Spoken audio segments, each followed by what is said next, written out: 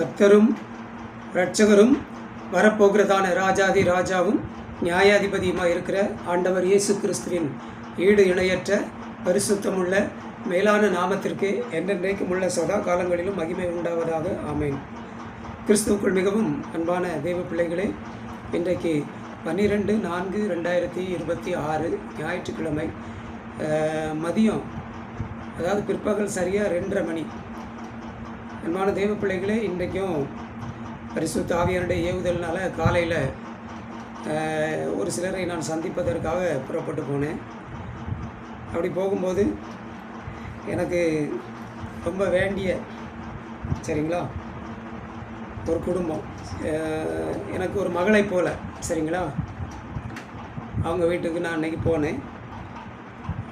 வீட்டில் அவங்க, அப்புறம் அவங்க ஹஸ்பண்டு, அவங்க பிள்ளை எல்லாருமே இருந்தாங்க. இப்போ நான் போனோம்னா என்னை கண்டிப்பாக ஏதாவது சாப்பிட சொல்லுவாங்க, சரிங்களா. ரொம்ப என்னை நேசிக்கிற, சொல்லிட்டோம்ல, மகளை போல் ஒரு மகள், சரிங்களா. ஆகவே இன்றைக்கி நான் போயிருக்கும்போது எனக்கு திடீர்னு ஒரு பலகாரத்தை கொண்டு வச்சாங்க. பார்த்த உடனே எனக்கு தெரிஞ்சிட்டுன்னா மறந்தே போன பலகாரம் அது, சரிங்களா.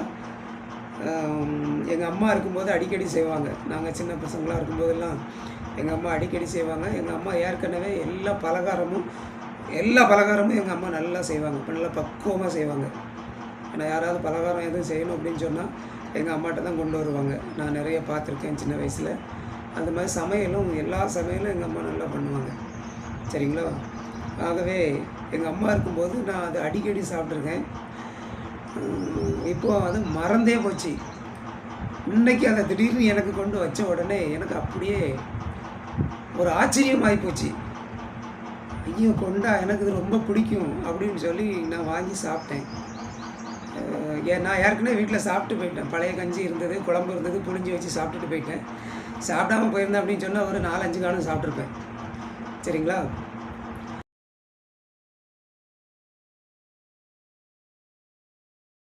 அதுக்கு பேர் வந்து விவிகா அப்படின்னு சொல்லுவாங்க, சரிங்களா. நீங்கள் கேள்விப்பட்டிருக்கீங்களோ என்னதோ தெரியாது. எங்கள் ஊர் சைடில் விவிகா அப்படின்னு சொல்லுவாங்க. இட்லி மாதிரி இருக்கும், ஆனால் ஸ்வீட்டாக இருக்கும், சரிங்களா.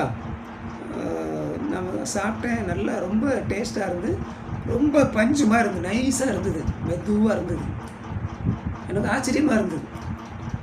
அவர்கிட்ட கேட்டேன் எப்படி பண்ண அப்படின்னு சொல்லி. அவர்கிட்ட கேட்டு அவள் சொன்ன விவரத்தை தான் நான் வாட்ஸ்அப்பில் ஷேர் பண்ணியிருக்கேன். அன்பானவர்களே, நான் செஞ்சது அப்படின்னு யாரும் நினச்சிடாதீங்க, நான் செய்யலை அது, சரிங்களா. உடனே எனக்கு அதை இன்னொன்று தான் அப்படின்னு சொல்லி கேட்டு அதை ஃபோட்டோ எடுத்து அந்த ஃபோட்டோவை வாட்ஸ்அப்பில் போட்டு அது சம்மந்தமான அந்த காரியங்களை அதை எப்படி பண்ணால், எப்படி செஞ்சேன் அப்படிங்கிற டீட்டெயில்ஸு அவகிட்ட கேட்டு தான் நான் போட்டிருக்கேன். அன்பானவர்களே, சரிங்களா. ரொம்ப டேஸ்ட்டாக இருந்து, சின்ன பிள்ளைங்களாம் ரொம்ப விரும்பி சாப்பிடுவாங்க, சரிங்களா. காலையிலே அதை இட்லி மாதிரி தான் அவிக்கணும், இட்லி மாதிரி தான் அதுக்குரிய பக்குவங்கள். ஆனால் அந்த பொருட்கள் தான் வேறு, சரிங்களா. பச்சரிசி மட்டும்தான், பச்சரிசி மட்டும் நல்லா ஊற வச்சு எடுத்துங்க. அதாவது ஒரு படி அரிசிக்குள்ள அளவு அப்படின்னு சொன்னால் ஒரு படி பச்சரிசி எடுத்துட்டு ஒரு கை நிறைய பழைய சாதம், அதாவது பழைய சோறு, கஞ்சி சொல்லுவோம்லாம், கஞ்சி, அந்த கஞ்சியில் புளிஞ்சி எடுத்துருக்குற சாதம், சரிங்களா. ஒரு படி அரிசிக்கு ஒரு கை நிறைய பழைய சாதம், அதையும் போட்டு, அப்புறம் தண்ணி ஊற்றக்கூடாது, தண்ணி ஊற்றாமல் கல், சரிங்களா, கல் ஊற்றணும். தண்ணிக்கு பதில் கல் ஊற்றணும். கல் ஊற்றி நல்லா அரைக்கணும், மிக்சியில் போட்டு நல்லா அரைக்கணும். அதாவது இட்லிக்கு எப்படி எந்த பக்குவமாக அரைப்போமோ அதே மாதிரி. ரொம்ப நைஸாக அரைச்சிடக்கூடாது, இட்லிக்கு ரொம்ப நைஸாக அரைக்க மாட்டாங்க. அதனால் இட்லிக்கு அரைக்கக்கூடிய அந்த பக்குவத்தில் அதை அரைச்சி அதை எடுத்துக்குங்க அன்பானவர்களே, சரிங்களா. கல் எல்லா இடத்துலையும் கிடைக்காது. கல் கிடைக்காத ஊரில் நீங்கள் தேங்காய் தண்ணி ஊற்றிக்கலாம், சரிங்களா. தேங்காய் தண்ணி எல்லா ஊர்லேயும் கிடைக்கும். கல் கிடைக்காத ஊரில் தேங்காய் தண்ணி ஊற்றிக்குங்க. எங்கள் அம்மா அப்படி செய்கிறத நான் பார்த்துருக்கேன். பாம்பேலெல்லாம் கல் கிடைக்காது, அதனால் அங்கே கடையில் தேங்காய் தண்ணி கடையில் சொல்லி வச்சு தேங்காய் தண்ணி வாங்கிட்டு வந்து ஊற்றி தேங்காய் தண்ணி இது பண்ணி செய்வாங்க.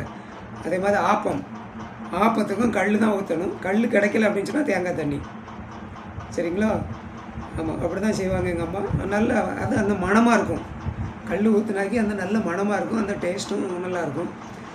சரி, அது கிடைக்காத இடத்துல நீங்கள் தேங்காய் தண்ணி யூஸ் பண்ணிக்கலாம். அது போக அதில் தேவையான அளவு சீனி, கொஞ்சம் உப்பு போடலாம் டேஸ்ட்டாக இருக்காது. ரொம்ப உப்பு போட்டுறக்கூடாது. அந்த ருசிக்கு ஏற்ப கொஞ்சம் உப்பும் சேர்த்துக்கணும். சரிங்களா? சீனி, சர்க்கரை, இனிப்பு எவ்வளோ வேணுமோ அப்படி போட்டுட்டு, அதுக்கப்புறம் உங்களுக்கு ஏலக்காய் பொடி செய்து போட்டுக்கலாம். அது போக பாதாம் பருப்பு, இல்லைன்னா முந்திரி பருப்பு, அதுவும் இல்லைன்னா வேர்க்கடலை பருப்பு, நிலக்கடலை வேர்க்கடலைன்னு சொல்லுவாங்களே அந்த பருப்பு, அதுவும் இல்லைன்னா பொட்டுக்கடலை, பொரிக்கடலைன்னு சொல்லுவாங்க. எங்கள் ஊரில் பொரிக்கடலை அப்படிம்பாங்க, பொட்டுக்கடலை. சரிங்களா? தேவையான அளவுக்கு அதெல்லாம் சேர்த்துட்டு நல்லா மிக்ஸ் பண்ணி, மாவை நல்லா மிக்ஸ் பண்ணிவிட்டு, அன்பாங்களே இட்லி மாதிரி இட்லி தட்டில் ஊற்றி அவிச்சு எடுத்துருங்க. சரிங்களா? சூப்பராக இருக்கும்.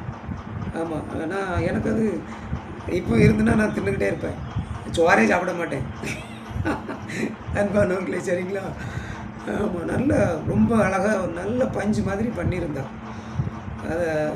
அதை பார்த்த உடனே எனக்கு அதை சொல்லணும் அப்படின்னு சொல்லி இது பண்ண வாட்ஸ்அப்பில் போட்டு விட்டேன்.